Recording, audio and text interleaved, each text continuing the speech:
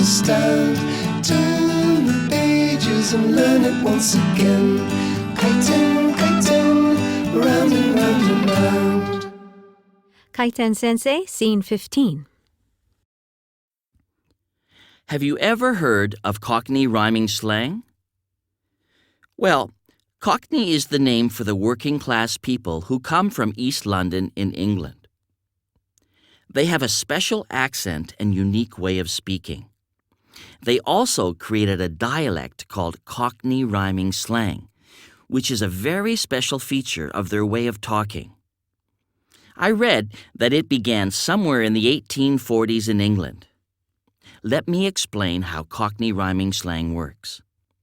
In order to explain a word, Cockney people used to rhyme this word with totally different words that have nothing to do with the original meaning except that they rhyme. That's the important part. For example, instead of saying stairs, they say apples and pears.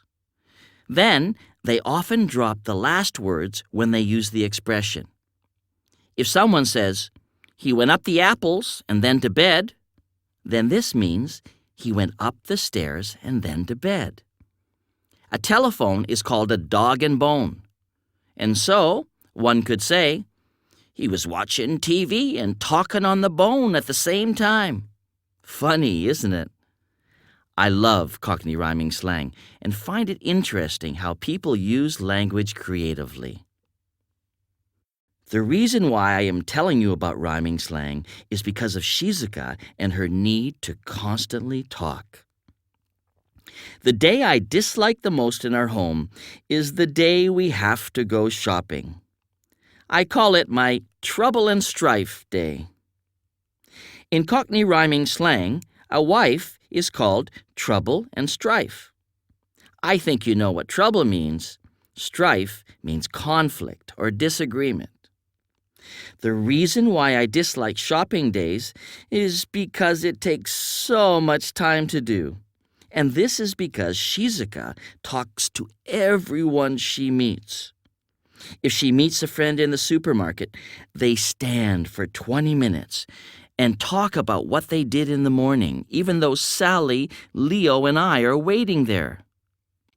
She talks to the managers, whom she knows very well, the cleaning staff, the clerks, the cashiers, the shelf stackers, the parking lot staff, the tellers, the secretaries, the information desk clerks, and anyone who is willing to listen. I do like the fact that she is friendly and that many people like her, but I just wish she wouldn't take so long on our shopping days. Even Sally complains, but she often gets distracted by reading all the ingredients for the items that Shizuka buys. Mom, there are 25 ingredients listed for this bottle of ketchup, and I can't even pronounce any of them. Are you sure this is healthy? Sally, we can't control everything that goes into food.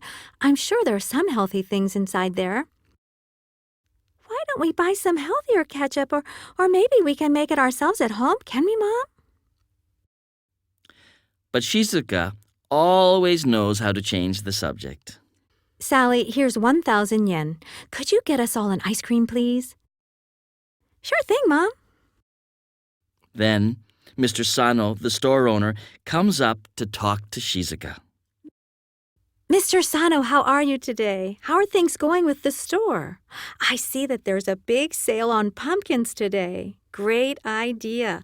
I would highly recommend selling the tomatoes a little cheaper. We eat a lot of them at home. By the way, did you hear about the baker's wife?